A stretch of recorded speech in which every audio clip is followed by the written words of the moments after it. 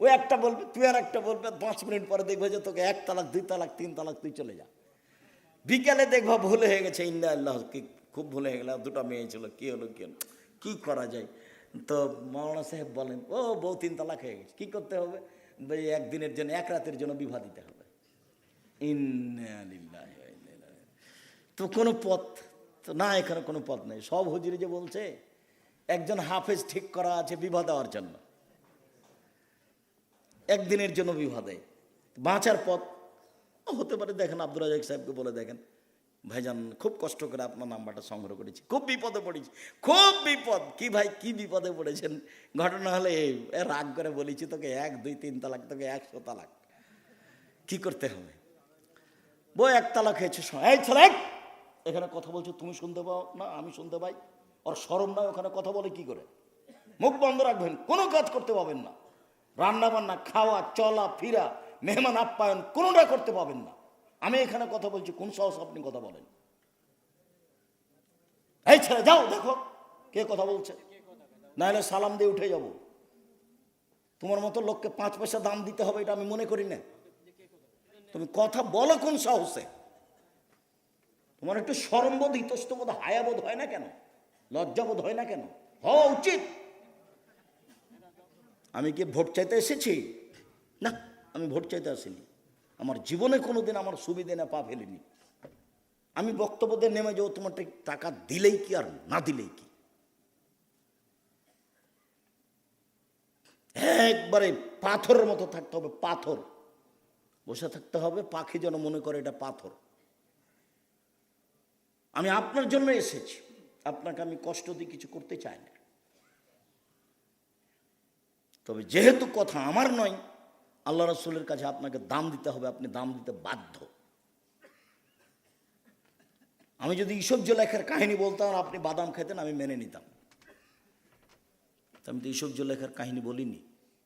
সম্মানিত দিনী ভাই বোন, পৃথিবীর 2য় মহাপাপ হলো বাপ মায়ের অবাধ্য চলা। জীবনে কোনোদিন যতই খারাপ লাগুক বাপ মায়ের কথা কর্ম, তুমি মুখ খুলবে না।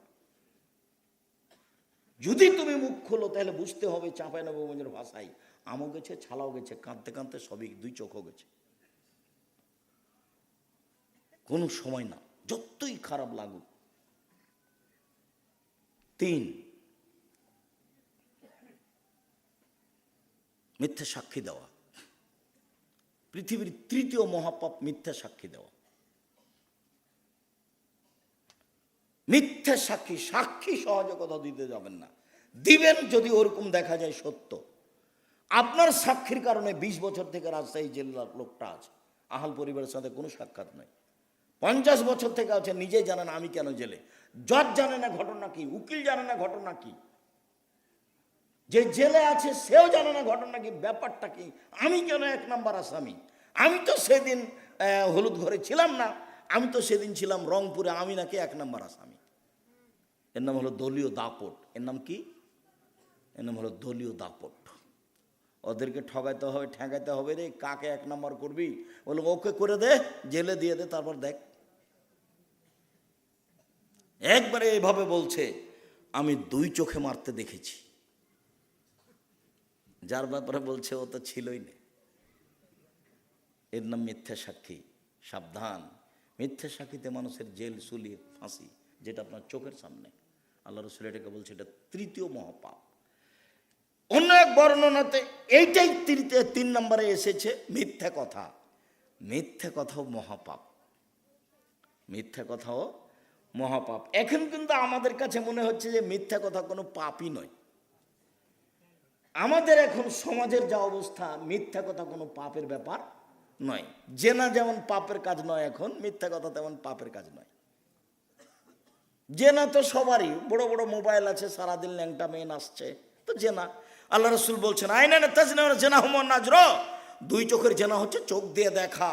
ও লোজনানে জেনা হুমল ইস্তেমাও, 2 কানের জেনা হচ্ছে কান দিয়ে শোনা। অলিয়াদ জেনা হাল বাদশ, হাতের জেনা হচ্ছে হাত দিয়ে ধরা। আর রিজল জেনা হাল মাসি, পায়ের জেনা হচ্ছে এই পথে চলা। জেনাল কালব তাতাওয়ানা তাস্তাহি, অন্তরের জেনা হচ্ছে এই বিষয়ে কথা বলা। জেনাল সুনুতক, জিহ্বার জেনা হচ্ছে মুখে কথা বলা। সব জেনা।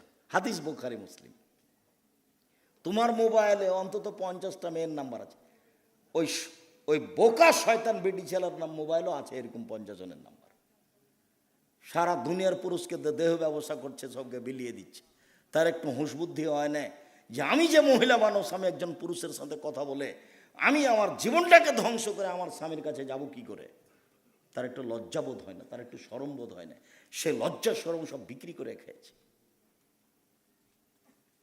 আল হাইয়ু মিনাল ঈমান ওয়াল ঈমান ফিল জান্নাহ। লজ্জাই হচ্ছে ঈমান, ঈমানই হচ্ছে জান্নাত। লজ্জাই হচ্ছে ঈমান, ঈমানই হচ্ছে জান্নাত। আল হাইয়ু ওয়াল ঈমান কারনাউ জামিয়া। লজ্জা এবং ঈমান এভাবে লেগে আছে। আল্লাহ রাসূল বলেন, দেখো লজ্জা এবং ঈমান এই সাথে এভাবে জমা ধরে আছে। এই যে রফে আহদ রফেল আখার, একটা উঠে গেলে অপরটা চলে যাবে। যখন তুমি লজ্জা ভিতরে দিতে পারবে না, লজ্জা তোমার কাজ করবে না, তখন মনে হবে এখন আর ঈমান নেই। ঈমান যত বেশি হবে পাপ তত কম হবে।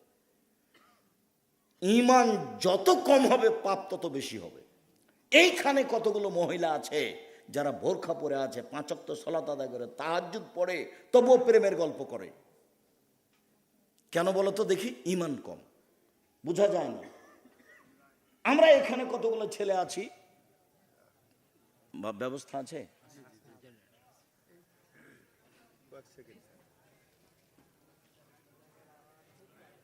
আস্তে কেউ কথা বলবেন না।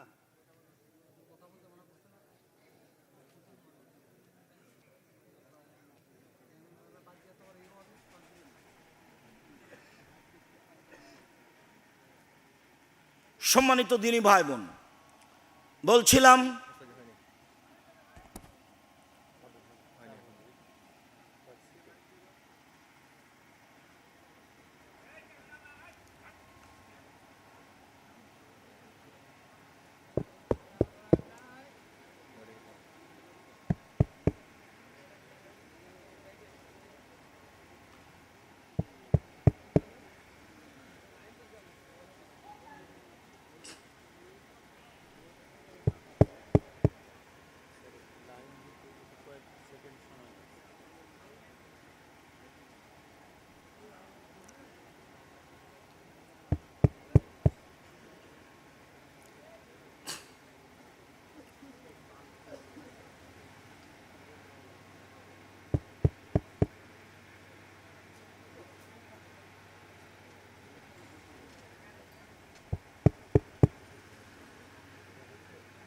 করে রমজান মাসে সিয়াম পালন করে, আপনার বৃহস্পতিবার সোমবার সিয়াম থাকে, এরপরেও দেখবেন জেনার সাথে সম্পৃক্ত।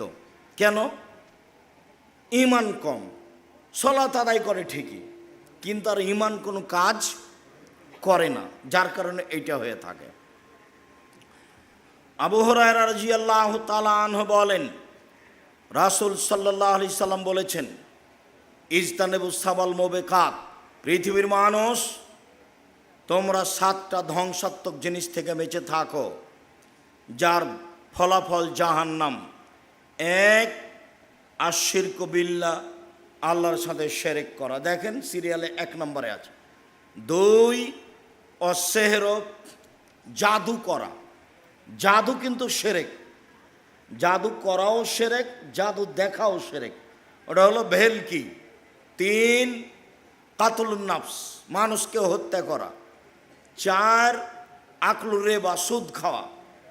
একজন এসে বলছে এলাকায় খুব সুদের প্রভাব আছে, থাকতে পারে, থাকেই তো সুদের প্রভাব।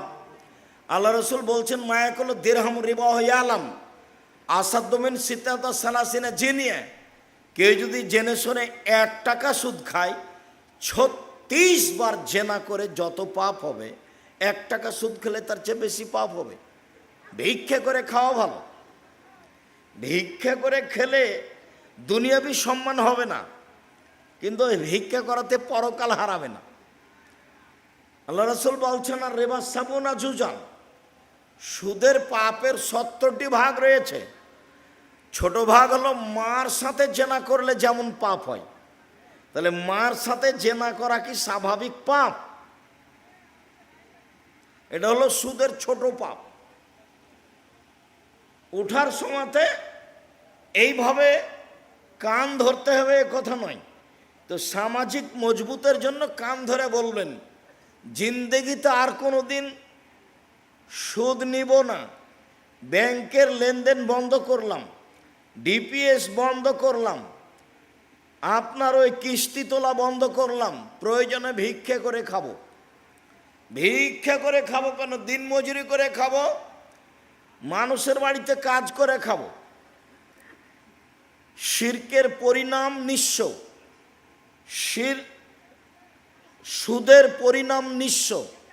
সুদ খেলে আপনি নয় আপনার ছেলে নয় আপনার নাতি ভিক্ষুক হবেই, ওকে হতে হবে। আল্লাহ বলছেন ইয়ামহকুল্লাহ রেবা ইউরবি সাদাকা, দান মানুষের টাকাকে বাড়ায় আর সুদ মানুষের টাকাকে কমায়। অতএব টাকা এক সময় কমবেই, কাউকে বলা লাগবে না, তার নাম সুদ। চতুর্থ মহাপাপ হলো সুদ খাওয়া। পঞ্চম মহাপাপ হলো এতিমের মাল খেয়ে নেওয়া। 6 নম্বর হচ্ছে যুদ্ধের মাঠ থেকে পালিয়ে যাওয়া। 7 নম্বর হচ্ছে ভালো নারীর ওপরে অপবাদ লাগানো, যে খারাপ মহিলা। এই 7টার বিনিময় হলো জাহান্নাম। মুআজ রাদিয়াল্লাহু তাআলা আনহু বলেন, আউসানি খালিলি বি আসরে কালেমা, আল্লাহর নবী আমাকে 10টা উপদেশ দিলেন। 1, লা তুশরিক বিল্লাহ ওয়াইন কুতিলতাহু রেক্তা, আল্লাহর সাথে শিরক করো না, জ্বালিয়ে দেওয়া হলেও, হত্যা করা হলেও। জালেম যদি তোমাকে জ্বালিয়ে দেয় জ্বলে যাও, শিরক করো না। জালেম যদি তোমাকে হত্যা করে নিহত হও, শিরক করো না। 2, ওয়ালা তাওয়াক্কালনা ওয়ালিদাইকা, বাপ মায়ের অবাধ্য চলো না, বাপ মায়ের অবাধ্য চলো না। ওয়াইন আমারাকান তাখরুজা মিন আহলিকা ওয়া মালিকা, মা যদি বলে বউকে তালাক দাও, দিয়ে দাও। মা যদি বলে চাকরি ছেড়ে দাও, ছেড়ে দাও। তো মা যে ভুল বুঝে বলছে, তো মাকে একটু বুঝাও, আম্মা আপনি কি ভুল বুঝছেন? আমি তো দেখি মেয়েটা ভালোই, তার চাল চলন তো ভালোই, কেন আপনি তালাক দিতে বলছেন মা? শেষ পর্যন্ত যদি মা কথাতে অটল থাকে, ও যতই ভালো হোক, ও তোমার কাছে রক্ষা পাইলে তোমার বোকামি হবে। দেখবা তুমি, বাপ মায়ের কথা দেখবে। 1 মিনিট এদিকে দেখো, এই চলে দেখো এদিকে। যারা তো ঢং ঢং করে হেঁটে চলে গেল তো গেলে, আমি তো বসেই আছি। এটা শরমবোধ থাকা দরকার যে আব্দুর রাহিস বসে আছেন, আমি চলে যাচ্ছি। এটা শরমবোধের দরকার, লজ্জাবোধের দরকার। এরই জন্যই বলছে এমন একদিন আসবে মানুষের লজ্জাবোধ হায়াবোধ থাকবে না। আমি উঠে চলে যেতাম, সেটা একটা মানাতো। আপনি তো এই কথা বলতে পারবেন না, ও ভোট চাইতে এসছে, কে দরকার এখানে থাকার, চলো যাই, দেখেছি একটু দেখলাম চলো, এই কথা তো আর তুমি বলতে পারবে না। এদিকে দেখো, বাপ মার কথা মানতে হবে। দেখবে যে দেখো কে বাড়িতে আছে? জি না। কোথায় গেছে? শিকার করতে গেছে। কখন আসবে? সন্ধ্যায়। কেমন আছো? খুব একটা ভালো নেই। ও আচ্ছা ঠিক আছে, আসলে সালাম দিও আর চৌকাট বদলে দিতে বলিও। সন্ধ্যার দিকে এসে সালাম দিতে বাড়িতে ঢুকতে বুঝতে পেরেছে, ঢুকে বলছে কি খবর, কেউ এসেছিল নাকি? হ্যাঁ, একজন বৃদ্ধ মানুষ এসেছিলেন। কি বললেন? সালাম দিয়ে বললেন বাড়িতে আছে? আমি বললাম নেই। কোথায় গেছে? শিকার করতে গেছে। কখন আসবে? সন্ধ্যায়। তারপর কি বলল?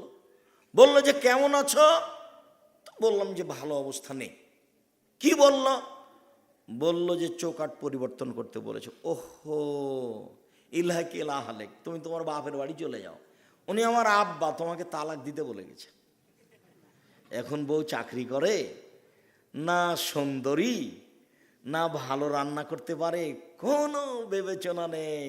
এর নাম বুখারী মুসলিমের হাদিস। কোনো বিবেচনা নেই। ভালো বিশ্ব সুন্দরী, ভালো রান্না করতে পারে, কোনটা না চাকরি করে, লক্ষ টাকা মাসে বেতন পায়। 2 জন মিলে চাকরি করে 1 লক্ষ টাকার বেতন পায়। আর যখন ফকিরে ভিক্ষা চায় তখন বলে মাফ করো, খালি মাফ করো। তার মানে টাকা একদিক দিয়ে আসার একদিকে চলে যায়, তার বরকত নেই। চিরদিন মনে রাখতে হবে, জাতির সামনে বহু কথা বলেছি, তার একটা বলেছি বরকত ভিন্ন জিনিস, রুজি ভিন্ন জিনিস। বরকত ভিন্ন জিনিস, রুজি ভিন্ন জিনিস। যতই বেতন হোক না কেন, যতই ইনকাম ব্যবসায় হোক, সারাদিনে কোটি টাকা ইনকাম হয়, তবুও দেখা যাবে সন্ধ্যের সময় যে মিল খেলো না, টাকা পয়সার খুব অসুবিধা, আরও লাগে, কোন দিক দিয়ে যা আসছে আর কোন দিক দিয়ে যাই বুঝতে পারি না, তার মানে বরকত নেই। আবার কে বাড়িতে আছে? জি না। কোথায় গেছে? শিকার করতে গেছে। কখন আসবে? সন্ধ্যায়। কি খাও? গোস্তার পানি। কেমন আছো? আলহামদুলিল্লাহ ভালো আছে। আচ্ছা আচ্ছা ঠিক আছে, আসলে সালাম দিও আর চৌকাঠ বহাল রাখতে বলিও। সালাম দিতেই বুঝতে পেরেছেন কেউ এসেছিল। কি খবর? কে এসেছিল নাকি? হ্যাঁ, একজন বৃদ্ধ মানুষ এসেছিলেন। কি বললেন? বলেন বাড়িতে আছে। আমি বললাম নেই। কোথায় গেছে? শিকার করতে গেছে। কখন আসবে? সন্ধ্যায়। বললো কেমন আছো? আমি বললাম আলহামদুলিল্লাহ। বলল কি খাও? গোস্তার পানি। আল মালাম আল মাওয়াল্লাম, মানে গোস্তার পানি ছাড়া অন্য কোনো খাদ্য নেই। তারপর কি বললেন?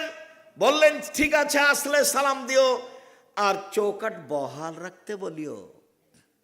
ও, তিনি আমার আব্বা, তিনি ইব্রাহিম আলাইসালাম, তিনি তোমাকে স্ত্রী হিসাবে বহাল রাখতে বলেছেন। তুমি থাকো, তুমি বেতন পাও পাও না এটা দেখার বিবেচনা নেই, তুমি সুন্দরী না অসুন্দরী ভাববার সুযোগ নেই, যাহাই বলেছেন তাহাই হইবে। এর নাম ছেলে, এর নাম অনুগত ছেলে।